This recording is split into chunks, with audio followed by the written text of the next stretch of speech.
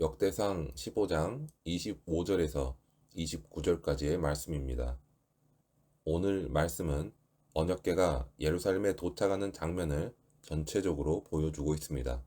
언약궤의 운반자뿐만 아니라 언약궤를 따르는 찬양대와 이들의 복장까지 세심하게 기록하고 있고, 다윗이 하나님께 제사를 드리고 백성을 축복하고 돌려보내는 것을 보여주고 있습니다. 인간의 최우선적인 목적을 웨스트민스터 소요리 문답은 이렇게 기록하고 있습니다. 사람의 최우선적인 목적은 하나님을 영화롭게 하고 하나님을 영원토록 즐거워하는 것이다. 우리가 하나님을 즐거움으로 예배하는 것이야말로 하나님께 영광을 돌리는 마땅하고도 가장 첫째 되는 태도라고 할 수 있습니다. 그런 의미에서 다윗은 우리에게 하나님을 예배하는 자의 온전하고도 모범적인 모습을 보여주고 있습니다. 하나님의 법궤를 모시게 된 다윗과 이스라엘은 너무나 기뻤습니다. 이들은 세상의 그 무엇보다 하나님을 모시는 그 자체의 기쁨을 느꼈습니다. 이전에 하나님은 법궤를 운반하는 그들에게 진노하셨지만 그것은 이들의 잘못된 방법 때문이었습니다. 지난번 잘못으로 뼈아픈 교훈을 얻은 다윗과 백성들은 율법의 규례대로 레위 사람들이 하나님의 언약궤를 어깨에 메고 운반하게 됩니다.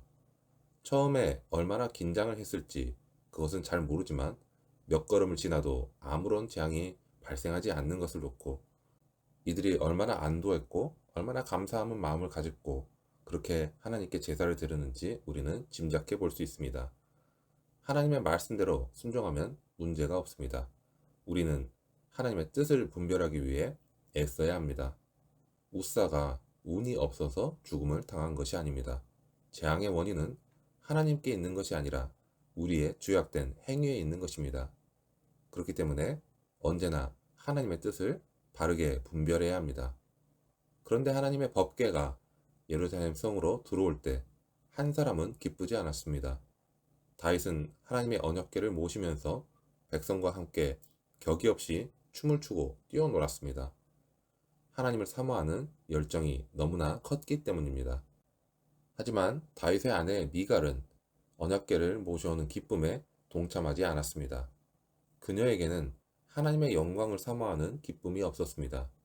그녀는 하나님의 영광보다 인간의 채통을 더 중요하게 여겼던 것입니다. 이것이 그녀가 다윗을 업신여겼던 이유이기도 합니다. 미갈은 인간이 하나님의 영광을 찬미하는 것이 가장 귀하고 소중한 사명이라는 것을 알지 못했습니다. 그녀는 자신의 아버지 사울처럼 인간의 헛된 영광을 쫓았습니다. 그러나 다윗은 하나님의 영광을 구했습니다. 하나님은 인간의 헛된 영광을 구한 미갈을 저주하셨고 그로 인해 그녀는 죽는 날까지 자식을 낳지 못하게 됩니다. 다윗은 하나님의 영광을 구하고자 체면을 생각하거나 눈치를 살피지 않았습니다. 하나님의 영광 앞에서 우리의 채통은 아무것도 아닙니다. 우리는 하나님의 영광을 위해 더 크게, 더 열정적으로 찬양하고 춤을 출 수도 있습니다. 하나님의 영광을 더 열정적으로 사모하고 표현하는 것은 진정으로 하나님 앞에서 아름다운 것이기 때문입니다. 그런데 우리가 진정으로 즐거워하는 그 즐거움은 어디에 있을까요? 우리의 즐거움은 우리의 욕심과 소원이 이루어지는 것에 또는 이 세상이 주는 일시적인 만족에 있을 때가 얼마나 많은지 모릅니다. 내가 원하는 직장에 취직이 되었을 때, 사업이 원하는 방향으로 나아갈 때, 자녀가 좋은 대학에 입학했을 때, 또는 조금 더 넓은 집으로 이사했을 때, 우리는 이런 것들 속에서 즐거움을 찾기도 합니다. 그러나 예수 그리스도로 말미암아 구원을 받은 하나님의 자녀들은 오직 하나님만이 우리의 즐거움이라는 사실을 고백하는 자들입니다. 구약의 선지자 하박국은 우리에게 이런 즐거움을 가장 극적으로 보여주고 있습니다. 비록 무화과 나무가 무성하지 못하며 포도나무에 열매가 없으며 감람나무에 소출이 없으며 밭에 먹을 것이 없으며 우리의 양이 없으며 외양간에 소가 없을지라도 나는 여호와로 말미암아 즐거워하며 나의 구원의 하나님으로 말미암아 기뻐하리로다. 우리의 창조주 되시고 구원자 되시는 하나님 아버지를 더욱 알아갈 때 우리는 즐거움으로 하박국 선지자처럼 고백하게 될 것입니다. 또한 하나님의 자녀에게 나타나는 태도는 하나님으로 인한 감사입니다. 그 어떤 인간의 노력과 수고로도 사망과 심판에 놓여 있는 인간의 절망적인 죄의 문제는 해결할 수 없습니다. 하지만 하나님은 이 문제를 예수 그리스도로 말미암아 온전히 해결해 주셨습니다. 우리는 이 구원의 은혜를 생각할 때 하나님께 감사하지 않을 수 없습니다. 그런데 예수님이 구원해 주신 은혜를 당연한 것으로 생각할 때가 있습니다. 은혜에 대한 이야기를 너무나 많이 들어서 이제는 더 이상 새로울 것이 없는 진부한 이야기로 여겨지지는 않으신가요? 그래서 마땅히 드려야 할 감사를 놓치고 살고 있지는 않으신가요? 우리의 심령은 다시금 구원에 감격하며 하나님이 베푸신 용서에 깊이 감사해야 합니다. 우리가 감사해야 할 이유는 너무나 많습니다. 시인은 이렇게 우리에게 도전하고 있습니다. 내 영혼아, 내가 어찌하여 낙심하며 어찌하여 내 속에서 불안해하는가? 너는 하나님께 소망을 두라. 그가 나타나 도우심으로 말미암아 내 하나님을 여전히 찬송하리로다. 하나님은 우리를 도우시는 분입니다. 하나님은 환난 중에 우리의 큰 도움이 되어 주십니다. 하나님은 고난과 고통을 외면하지 않으시고 우리가 부르짖는 기도에 언제나 응답해 주십니다. 받은 은혜와 그 도우심을 헤아려 보시기 바랍니다. 감사로 예배드리는 자리에 서게 될 것입니다. 영적으로 성숙한 사람에게 나타나는 마음 중에 한 가지는 바로 이전에 자신이 중요하게 생각했던 것들을 덜 의식하게 되고 이제는 하나님의 마음에 더 신경을 쓴다는 것입니다. 그래서 하나님을 바라보면 바라볼수록 자기 자신의 기준과 욕구와 같은 것들은 크게 의미를 두지 않게 됩니다. 어찌 보면 이 세상에서 가장 거룩하고도 건강한 사람은 사도 바울과 같이 자기 자신을 적나라하게 바라보아서 이전까지 스스로 자신이라 여겼던 율법과 전통과 혈육의 관계를 모두 배설물 취급할 수 있는 사람입니다.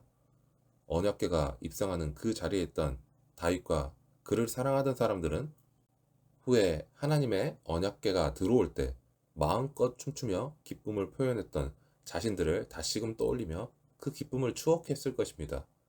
얼마나 기쁨 가운데 열정적으로 춤을 추었던지 옷까지 벗어질 정도였다면 그 춤은 아마도 제대로 된 춤은 아니었을 겁니다. 누가 보아도 엉성하고 술에 취한 것처럼 엉망인 춤이었을 것입니다.